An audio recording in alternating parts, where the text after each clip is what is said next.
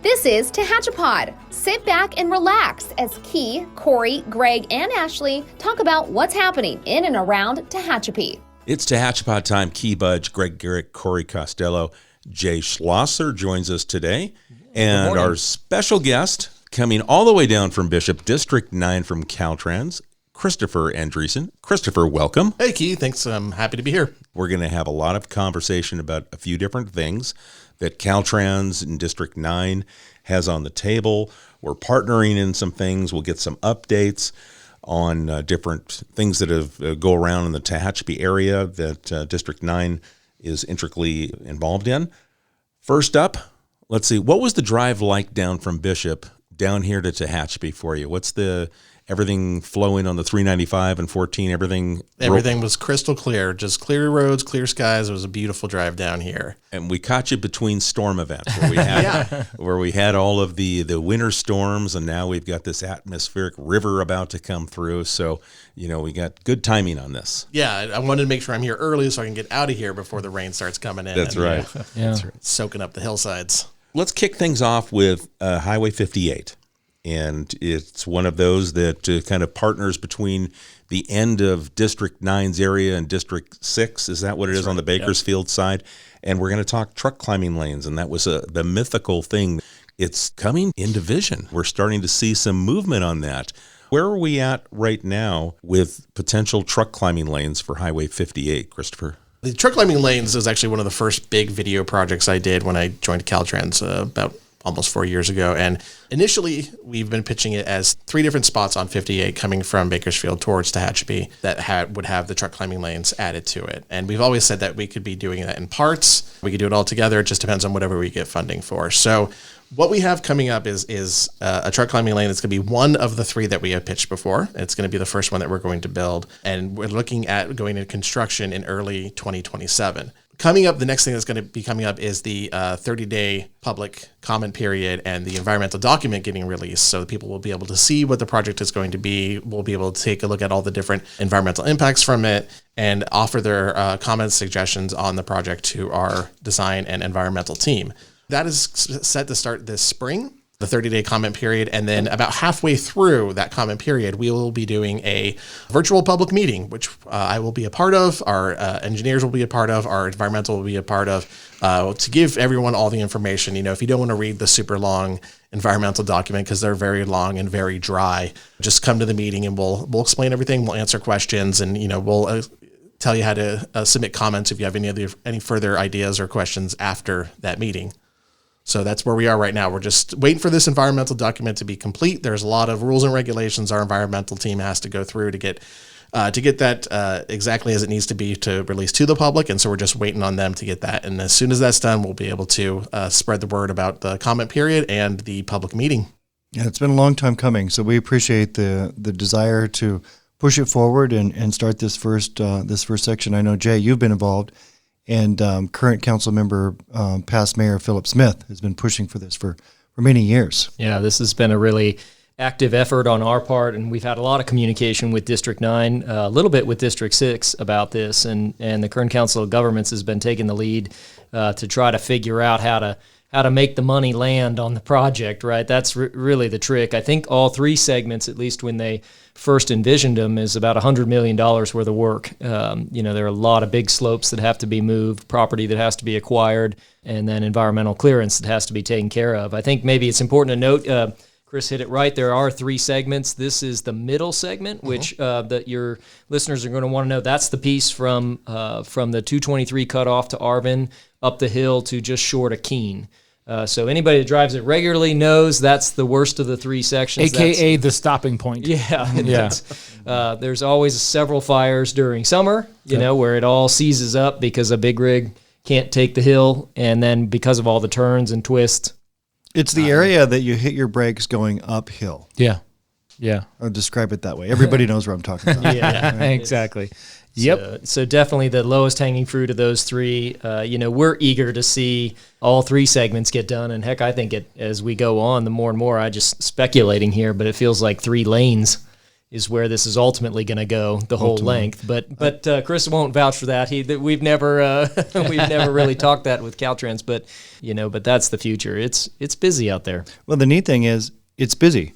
That means the economy is rolling, right? We've got a lot of vehicles, a lot of trucks on the highways, and we need to improve them and widen them, and that's in my mind a good thing. Yeah, this is also one of the segments too that's a little less sort of construction challenged, based on, like Jay said, there's like slopes on the one section. You think about from Murray Family Farms up the hill. Well, there's not a lot of room on the shoulders there, and so we're talking about bringing in tons and tons of dirt to fill that. So that one is a big expense. This one's probably one that's a little less because the hillsides are already there. There's probably a little less crazy construction engineering needed for something like this. Well, next section. time you're driving up the hill from Bakersfield to Tehachapi, just start looking. So this is uphill, right? This is not downhill. This is climbing lanes going up.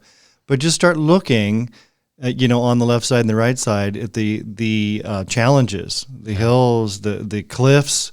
To Corey's point, this is a big job. Yeah. It'll be one of our biggest upcoming jobs. Right now we have Elantra Cartago, which is a huge job for us, the expansion of the highway up there. And I think this one will be the only one in comparison in size of how much work and effort's going to need to go into it. And so the current plan is to start construction in 2027, yes. 2027. So it's 2023. So we have some environmental things to take place. We've got engineering to happen. These things take time, but we want to keep on schedule. That's for sure. Definitely. And you mentioned going back 4 years in a video project just to kind of tell the picture. And I mean, that's one of the things that we like to do here in Tehachapi is utilize video to tell the story. And I remember the video you created, and that went all the way through. I know we shared it with Congressman McCarthy, and you sent it up to your headquarters at CalTrans. And because 58 is not always, especially if we're dealing with Sacramento and where the headquarters is located, they may not travel the 58 definitely not on a regular basis, but it would be a special trip probably for people to actually put eyes on and actually see it. You told a story, with that video you created. Did you get any kind of response back? All positive response, and definitely from Sacramento and people who, like you said, don't usually come to this area, don't usually drive through this area. Just the realization of just how crowded this road can get when you have just so many trucks driving up it. I mean, I went down and filmed, it was off season. It was the first week of January 2020 when I went and filmed this. And so it's not even the busiest time that you guys have the trucks coming out of the valley with all the produce and stuff. So, and yet it was still just packed full of trucks slowing down. I was slowing down. I was, having to brake going uphill, as you said. And it was really eye opening. And I think that one has kind of played a role has played a part in getting me to tell more of the story of District 9 as a whole, because a lot of people just don't come out here. They don't know what it's life is like in Inyo County driving through Death Valley, or in Mono County driving up the highway, or here in Tehachapi driving over 58. If you don't live around here, if you don't normally drive it, you may not realize just how busy it gets. And 58 is the busiest highway in District 9 by far. So it's definitely one that we're always talking about. I know one of the first things when we got our new district director, Ryan Dermody, he wanted to emphasize with us, we need to make sure that we're focused on 58, focused on the 202, focused on the 14 down there in Kern County, because we want to make sure that they know that we're paying attention to them. And so, getting that video was one of the first things that, the first big thing I did for Kern County. But I know that those projects, or this project, has been in the works for even longer than that. So that was just like an update on it. You're right, using it to tell a story, and then I've just tried to do that for everything else I've done with CalTrans. When we talk about potential projects, it's a white paper that comes out, and someone's drafted, and it's, the initial draft summary might be a few pages, but it doesn't tell the story that you can visually with that video that accompanies it, and people go, okay, I kind of get it. I see you're trying to go up the hill at 65 or even at 55, and all of a sudden this 25 mile an hour 18-wheeler decides it's exiting stage left right in front of you, and you've got to react, and then all of a sudden it creates that chain reaction behind it. Yeah. So nice job on the video. I know we shared, like I said, we shared it along, and I can't believe it's been 4 years since that. But it just shows how long it takes to get things through the levels of bureaucracy that we have. And even though when we work hand in hand and we talk to each other, there's still a lot of time involved just to get these things, moving in a positive direction.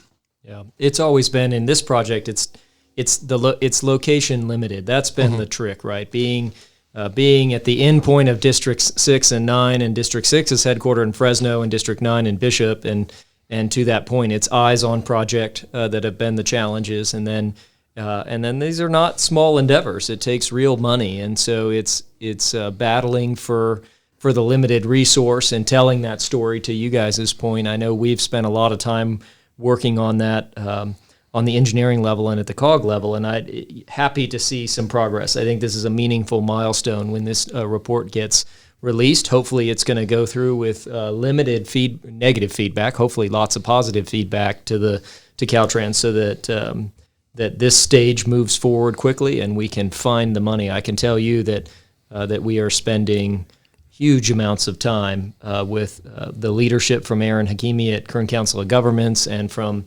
Councilmember Smith, who sat on the COG board for about 30 years now, advocating for those resources to come here. So we're fighting that fight, and this is a big step, because this is a very public statement about the need for the project. So we're excited to see it and excited to comment on it. And if anyone listening has any wants to look into it any further, we actually have a page on our website, which is dot.ca.gov/D9.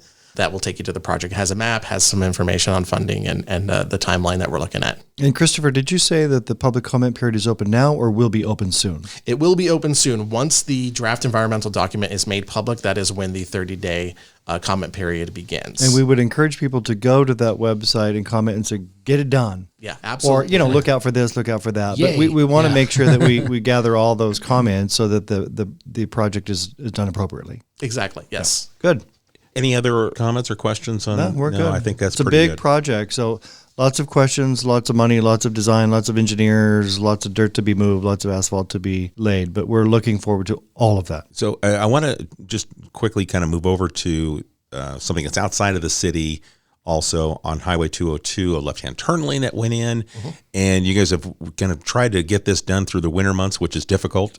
But then again, most of your district is in the mountains. Yes. And winter has an impact on construction projects. And if you'll remember, at least last September, they were saying this was going to be a drier winter than normal. So that obviously didn't pan out. And now it's the wettest February on record. I don't even know. They're wrong all the time. exactly. Just gonna throw that out Whether there. people and baseball players, the only people can get 30% of their job correct and be Still good. have a job. And we've Yeah. only been keeping weather records for like 100 years, which is not even measurable. No. I mean, that's not. In the history of the world, I mean, come on. That's Yeah. very It true. is what it is. It's going to rain. It's going to snow. It's going to be hot. Yeah.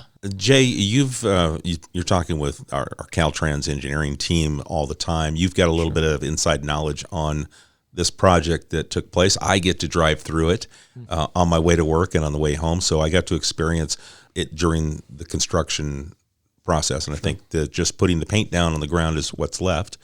What was some of the feedback and really, to me, this was a pretty quick turnaround on a project there on 202. Key, you said you drive it every day. Is that why you're late every morning? Or Yes, is yeah. it... It's no. I just It's I Egg get here when I get McMuffins. here. Maybe we should say. Well, When I get here. Should and then we you- send and you don't- District Director Dermody a bill? and Is and that you leave what I'm early, hearing you guys and you suggest leave here? early every day. Is that because you don't want to be late twice in a day? I'm That's right. on my phone all the time. I leave when I leave, I'm right? 24/7. Exactly. Yeah. I'm 7-Eleven. Wow, this turned That's against for you sure. fast. No. didn't It it? did. I don't know It how did. that happened. Key, I appreciate that answer. We know what's getting edited out, don't we? It is a public record. You can't. That's right. That's right. Okay, Jay, what do you know? Lots of stuff. 202, it's CalTrans every 2 years. They are required by law to do a safety study of every route they own. And so I'm fortunate. I have a good relationship with the traffic and safety engineers at District 9. And so they'll often share those reports with me just so that I can we have a small segment of 202 in the city, but I kind of pay attention to the whole thing because I live in this community. And so every 2 years, they're updating their traffic and accident statistics, and they're looking at traffic patterns and how they've changed in the last couple of years. And so I will tell you, they know about what's happening on 202.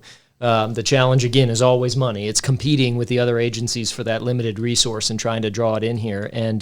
But this is a good one. They've got several locations on 202 where that left turn pocket, which is what they built, right? They expanded the road from a 2-lane, no turn pocket, left turn access. And the problem with that is you often get collisions. You either get a rear end collision because you're not paying attention to that car stopping in front of you that you didn't expect. Maybe their signal's not working or they didn't use it.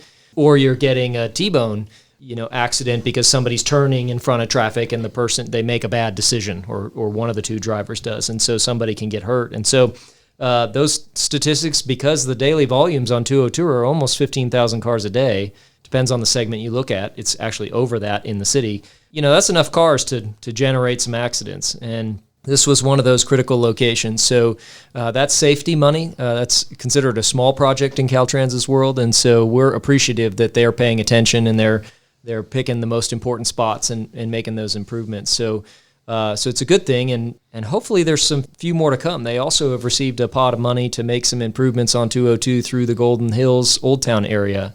And I had a chance to meet with their team of engineers. They're just at the beginning stages of environmental, so they're still several years away from doing something there, but they're looking at that section of 202 as well. So there's work coming. They're making the improvements. Hopefully we can talk them into 4 lanes the whole way long term, but that's a big challenge for the same reasons that you actually mentioned, Key. I'm saying it was you, Greg, that was saying when you drive up 58, look at the sides of the road. Look at how narrow the road is. Look at what it would take to physically make it 100 feet wide. It's 50 feet wide now. That's where the dollars start racking up. So, yeah. But good project. Glad to see it done. And I felt like the traffic control, it was an inconvenience to people, but was well handled. It could have been a lot less efficient than the way they handled it, and they did a good job. Now, we've got coming up, we're collaborating on a Clean California Day. Before we go there, I want to ask you, Christopher, because I know the impact of our weather events and what it has and does to your office, your team, this last kind of historic snowstorm, if you will, once in 100 years, since we only go back 100 years. What is that transition like for the CalTrans team in the community where you've got your regular schedules, the things that you're going, and then weather happens? Well, I mean, our maintenance crews who are handling the brunt of it, obviously, we already moved them to winter schedules by the time the storms start. So, and especially with what we had at the beginning or end of December and beginning of January, that those 9 atmospheric rivers that came through and just dumped a bunch of snow on us, we've been pretty much working nonstop, really pushing our equipment as far as it can go. And so like when these storms happened, or the ones that came up from the south and just buried Big Bear, as we saw in the news, and then buried a lot of us up here, a little bit here in Tehachapi, a ton up in Mono County. It just, we have training for snow removal and we have enough our crews, but this one, when we looked at what happened, when we looked at the avalanche that cut off a lot of our access up north of Lee Vining, that we had to reach out for assistance, and we had to look to other CalTrans districts who had some spare equipment, some spare guys who could come up and help us with our roads. So, our crews are doing everything that they are trained to do. We just needed more crews up there for this storm. And this is the first time, in my 4 winters that we've had a snowstorm this severe, or a winter this severe, that it would even require something like this. Because normally we are able to handle it with just our crews. But normally the past 3 winters before this one, our storms were, here's one day of 12 feet of snow, and then it's blue skies for the next 2.5 weeks. So it makes it a lot easier to clear, not so much when it's storm after storm after storm after storm, each of them bringing 5-6 feet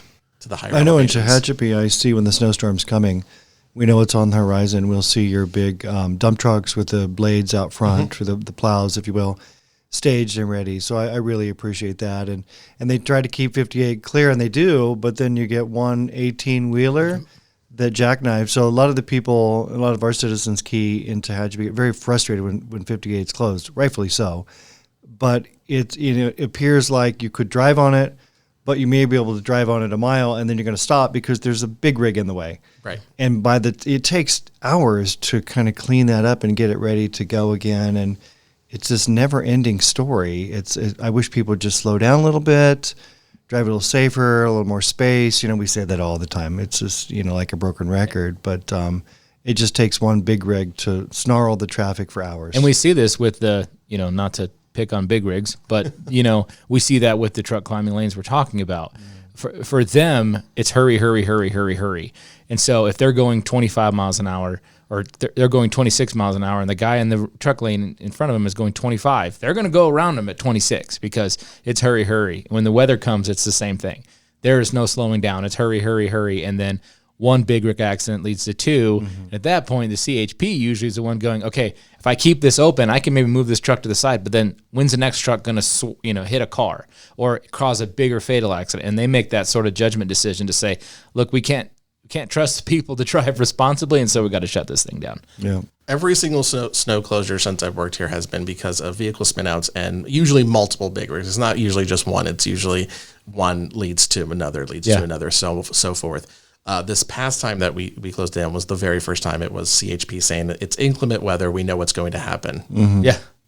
And I'm glad that you can see that our trucks are out there waiting to get on the job, because we do prepare for this even down here in Tehachapi where we have a crew, a small or I guess they're a decent sized crew, but we also bring in people from our other neighboring maintenance yards to help out when it does get severe. So we do what we can on this highway, and as you just pointed out, sometimes it is CHP that is making the call to close it down. It's a common misconception. People think that it's just CalTrans, like, oh, we're shutting it down. No, it's a joint decision between CalTrans and CHP. Yeah, we keep an eye on you. We watch what's going on. Well, even if like a car spins out, right, or something, a big rig can't just stop. I mean, they have trouble stopping on a dry highway, right, because they're so heavy. And so you got a fully loaded big rig going downhill, and someone spins in front of them. Well, they try to, stop, and then that's where the kind of the weather comes in. It's not easy to stop big vehicles like that. And so, just one little slip of a small car can lead to a big rig spin out. So. That with the last storm, I was working with you, Christopher, and with Aaron Maurer at CHP in Mojave, and the amount of videos and things that were being produced really helped tell the story of what was going on, and it calmed people when they get to see and go, oh, hold on a second, that 18-wheeler is vertical, is horizontal to the vertical line. Or a CHP unit with a tow strap pulling a big rig because the tow trucks are all tied up elsewhere. Yeah. That's where I was going to go. That's when you see the collaboration of you guys working together and trying to clear the road, to get everyone through. But it's I love getting a chance to, and now that we have the cameras installed also, that's within the last year or two, that's a big deal because you get some real-time moments in some key areas where you're down at Broome Road, you're at Tehachapi Summit, and then down at the down near the way station, you get a chance to see what the conditions look like at a certain time. So those are some nice upgrades in technology that we're able to access and share. And I think the community really kind of, when they saw what was going on. Well, information is power for sure. When you close a state highway, it causes economic harm, locally, regionally, even nationally. And everybody takes it very serious. CalTrans, CHP, City of Tehachapi, everybody takes it very serious. And we wanted to get it open ASAP, that's for sure. But safety is always first. Because we've had instances in the past where we have cleared the trucks, cleared the roads, but cleared the spinouts, but the road was still a bit slick, and then within 8 hours we had to close it down again because more spinouts, more truck jackknives. So it's definitely making sure the road is safe, and then doing our best to make sure that drivers know how they should be driving in this condition, which is not how they should be driving it as they would today on this beautiful sunny day here in Tehachapi. Yeah. Now let's transition to our Clean California Day that's coming up. Christopher, break it down. It's a statewide event. Yeah. So if you don't know, for the past, I think almost 2 years, CalTrans has been doing a program called Clean California, which is we got a bunch of money from the government that went toward cleaning up our highways. And so we've hired a bunch of crews for District 9. It's been north and south crews to clean up the highway, clean up the roadways. We've also been doing dump days up in Inyo and Mono counties. And here we've been doing tire recycling events. And so later this month, starting March 17th, we're having an event called the Clean California Community Days. That is hard to say. Spring into Action, which is a 10-day collection of statewide events from very northern California all the way to Southern California. That's sponsored by CalTrans, the governor's office, and various partners throughout the state. And so it starts on the 17th, and we're going to be doing a few events, or CalTrans is going to be at a few events here in Kern County.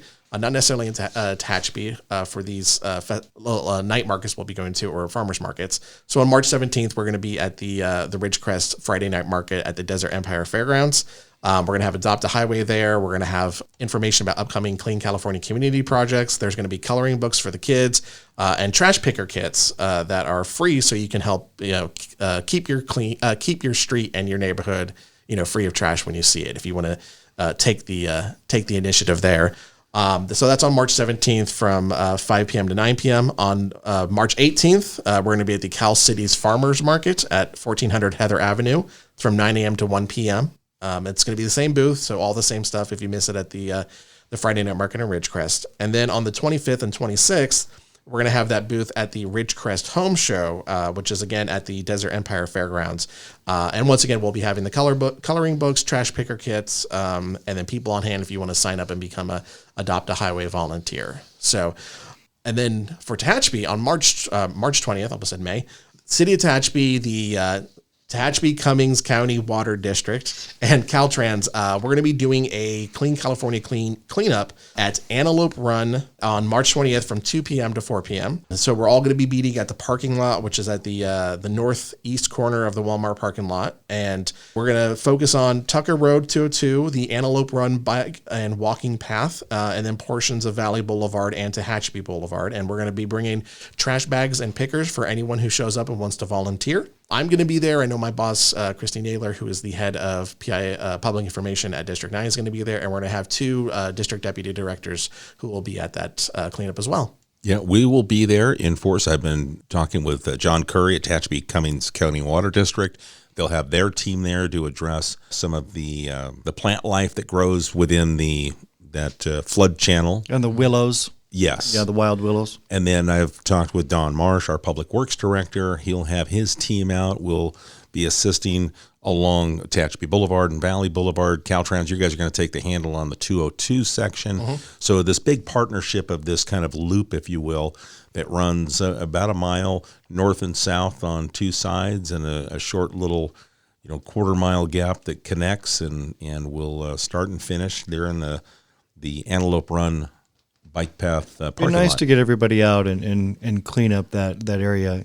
It's always nice to get public involvement and showcase. It does matter, that's for sure. I mean, we want people to clean up after themselves every day. If you see something, I'm always in my neighborhood, I'm always picking up trash because stuff falls, blows out of the back of a truck or whatever. But it's always nice to showcase and bring together government agencies alongside volunteers, the people that live here. It's important. And volunteers already. We've got the Tehachapi Area Association of Realtors. Mm-hmm. That team is going to join us again. They're always very involved. The Tehachapi Mountain Group, the Caldwell Best Bankers. That's right. The Salvation Army, the Rotary Club, Interact Club, the Girl Scouts. They've all committed already to volunteering on March 20th from 2 to 4 p.m. And we will be more than happy to accept more volunteers. There'll be plenty of tools available for people to use and help clean up this area of Tehachapi. And you don't necessarily need to be right there. I mean, you can clean up any other parts of the city. I mean, we have lots of Church of Latter-day Saints. I've seen them out. Mill Street Crossing, across 58, they've been out there picking up trash from time to time.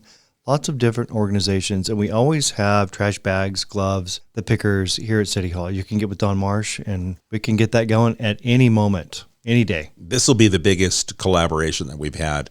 We've done it in the past, but now bringing CalTrans on, it makes it even larger. So we'll have a bigger presence. Good. And we'll be able to get a lot more done that day, which will be nice. That's great. We just need good weather now. Yeah, exactly.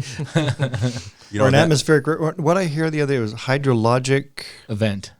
I'm thinking, okay, Pineapple Express. It was Pineapple Express, and it was Atmospheric river. It's all the now same it's thing. hydrologic. I'm like, it's the flavor of the day. I can't keep up. I think when the Pineapple Express becomes an atmospheric river and the atmospheric river gets big enough, it becomes a hydrological event. When I was a that's how kid, it I works. just called it rain. I don't know. A big storm. I'm gonna coin it. Something. It's a word salad if you've ever heard one. Have you heard that term? Right. Yeah. Oh yeah. We'll throw another one out there. It's just all about branding. They just need to brand Exactly. these storms. Yeah. Well, I know when we picked this date and talking with Christine Nadler, from CalTrans. I told her, I go, normally we do this in April. She goes, well, we've got a 10-day window, I think is what throughout the state. And Tehachapis are probably our best bet to not have snow on the ground within the district with the amount of snow you've got. And you start looking. But March is traditionally a very wet month for Tehachapi. It is. It is. We're rolling the dice. We're rolling it, but we do rain know, or shine. We do rain know that Mono County is going to be hammered still with snow. A month from now when we do this, it's actually just 2 weeks away. Their trash is going to be buried under 20 feet of snow. Yeah. They'll get it in July. Yeah. And then something else we also want to mention, Christopher, is the tire amnesty program. Yes. And that it's coming to Tehachapi. Yeah, absolutely. You mentioned that Tehachapi is like one of our best bets to do a trash cleanup in early March. Just to let everyone know, if there's anyone for some reason who wants to go do 2 days of it, up in Ridgecrest, we will be up there doing another trash pickup on the 21st at the Leroy Jackson Sports Complex starting at 10 a.m. So if anyone's interested in wanting to do a lot of volunteer work, we will be up there as well. We do have the tire recycling event that is coming up on March 25th, which is considered the big day of the Clean California Community Day Spring into Action campaign. Statewide, there's going to be a lot of events on that day. For us, as I mentioned earlier, we're going to be at the Ridgecrest Home Show, but here in Kern County, or actually that's in Kern County, here in Tehachapi, we are going to be having our another tire recycling day at 4 Eastern Kern County landfills. That is Tehachapi Landfill, Boron Landfill, Rosamond Landfill, and Ridgecrest Landfill. We've done this before and to great success. We have a lot of people bringing a lot of tires, and a lot of dirt bike tires get brought in. I guess people wear those out pretty quickly. Just a reminder on the rules for that. It is you need to remove your rims before you bring them in, and there's a limit of 9 tires per trip. That is in accordance with state law. I believe if you have more than 9, then you're considered a tire trafficking vehicle and you need a license or something like that. So just limit to 9, and you can make multiple trips if you have more than 9 tires. Okay, and that's going to be on Saturday, March 25th from 7:30 to 3 o'clock. Yes, I believe that's the hours of each of the different landfills. So it's going to be all day. So yes, March 25th. Okay, perfect.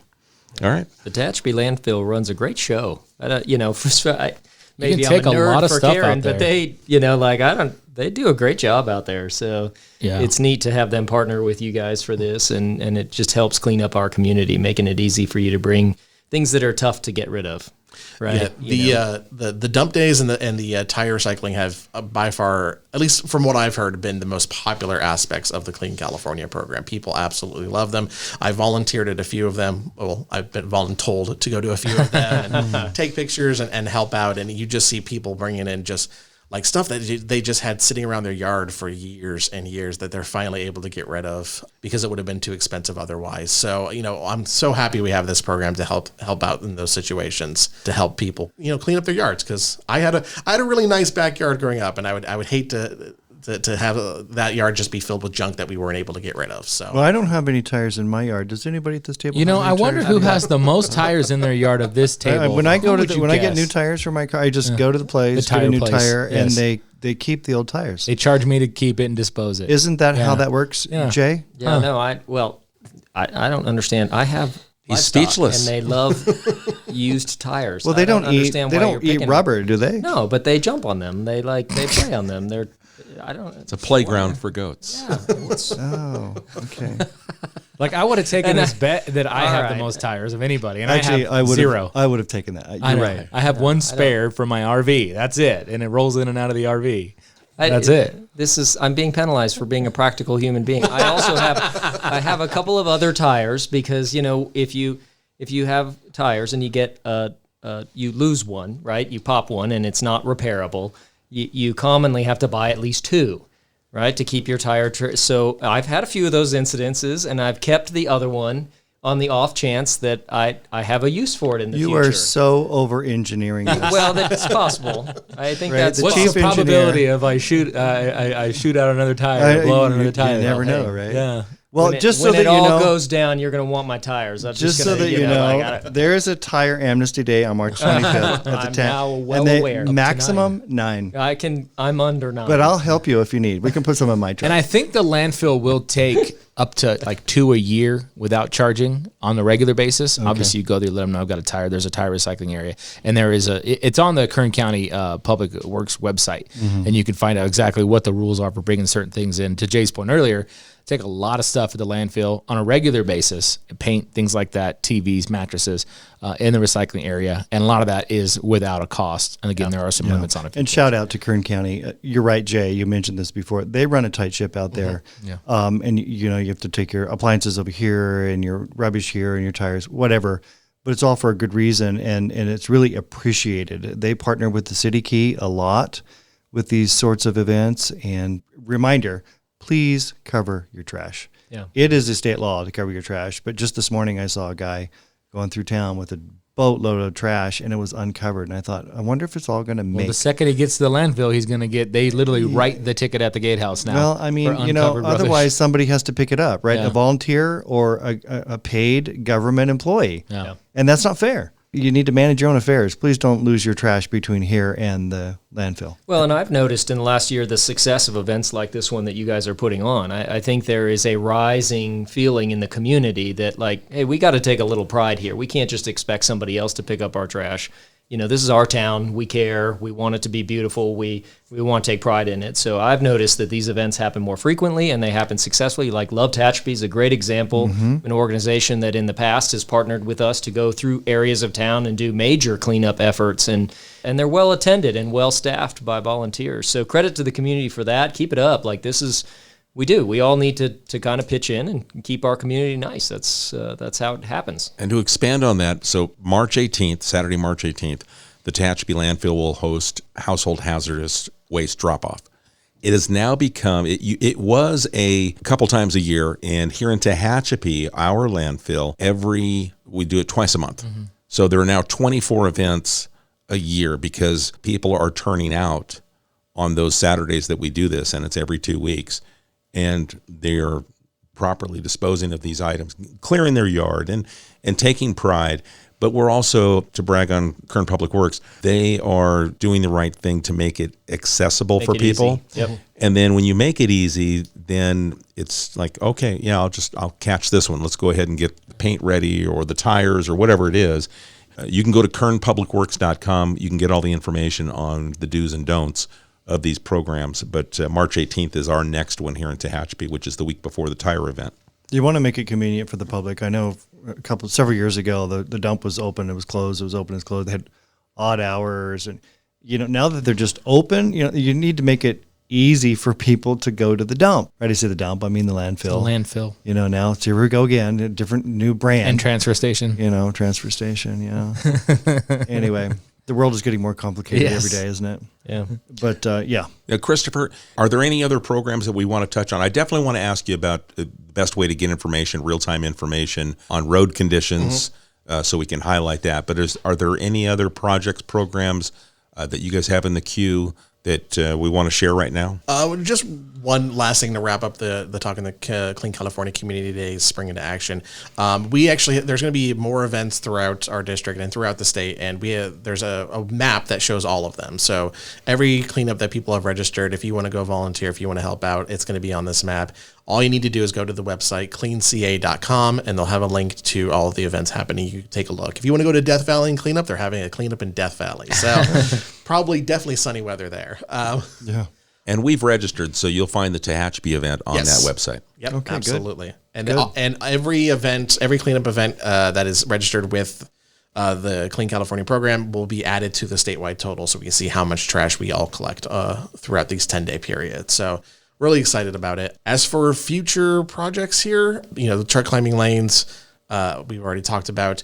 Later this year, we should be having some small maintenance projects happening. I don't have exactly where on the highways of Kern County they will be happening, but it's just various slab replacements. So people should expect moderate, small lane closures throughout the later this year once we start doing that on the 1458, and I believe also parts on the 202 as well. Other than that, Quick Map, as he said, you want to talk about getting people the most fastest information.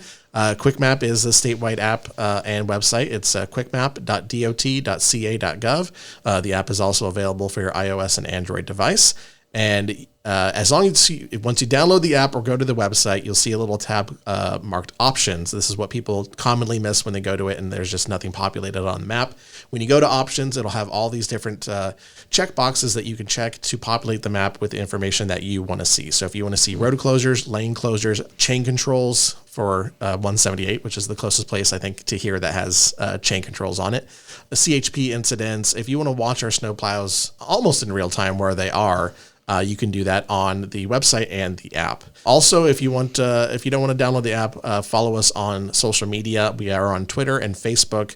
CalTrans 9 is our call sign or whatever it is. What's it called? A username, I guess, for both of those. And then on Instagram, which we're starting to get more into, it's CalTrans D9, I believe. And, we update that anytime I get a call from our dispatch about a closure or opening or anything that's happening, it goes straight onto there first. So. Okay. And then the good old fashioned 1-800 gas roads. Yes. That's still there. During this last snow event, I used the app, the Quick Map, and I was able to access the cameras and take a look at the real time. And then it snaps when that photo was taken within seconds of me asking for it. So that's when you talk about real time information, you're able to get it visually and with how you guys share it through your dispatch center. So we even shared the photos from the maps on social media, and people were very appreciative of that because for whatever reason they didn't have the app themselves, but then they could kind of tell that, I'm not commuting to work today out of Tehachapi because I see that photo that the city just shared of the traffic cam, and they had a lot of snow on the ground still, so it helped. People really enjoyed that. And what I find funny is that, our cameras, they don't have the best resolution right now. Hopefully we're going to be upgrading them in the future. But when I share an actual one from our camera, whether it's the Summit here on 58 or our northernmost camera in Sonora Junction, just wildly successful click rates on those. People are, for whatever reason, even though it's the worst resolution cameras we have, they love seeing those pictures and love seeing, just what that road is. So you can access, like you said, you can access that from the app. You can access that from the website. For me, it's the easiest way. I believe there's another website that has it on it, but I don't know what it is off the top of my head. So I just go to Quick Map and look at it right there. That worked very well during the last snow events for me to get information out and share it. All right. Okay. We covered a lot of varying topics involving CalTrans in the Tehachapi area. Guys, any other in closing thoughts? I think we're good. Thank you for coming all the way down, Christopher. Appreciate it. Absolutely. Nice to be in this room with a great podcast host team and a tire hoarder. So There you go. Well done. This guy fits in well. You did that well. Now they'll welcome you back after making fun of me. That's the way this rolls. So. Yeah, I wish I had here's the your rim free shot. T-shirt. It's always nice to have a partner of ours, CalTrans, or anyone put an eye on our city, our community. It's much appreciated. Oh, absolutely. Yeah, no, I love coming down here to Tehachapi. First of all, you have restaurants that I don't have up there in Bishop. So if only for culinary reasons, I love coming down here. But this is a great community. And, despite the issues of driving up 58 when you're stuck behind trucks, I love driving that highway. I love going between Bakersfield and it is beautiful. Beautiful this time of year, yeah. Oh, Flowers stunning. are out already. So yeah. All right, folks, if you have a question for Christopher and regarding CalTrans, or it's a thought or question about something that we're doing here in the city of Tehachapi, you can send it to media@TehachapiCityHall.com. Christopher, thank you for taking the time. Really appreciate, as we said, the drive down. You're going to be heading back, but just the fact that you carved out this day just to talk Tehachapi with us. Thank you for that. Yeah, absolutely. Happy to be here. All right, folks, we'll catch you again soon right here on Tehachapod. Tehachapod is a conversation about Tehachapi, featuring the community members who make this such a special place to call home. If you have a question or a thought you'd like to share, email media@TehachapiCityHall.com.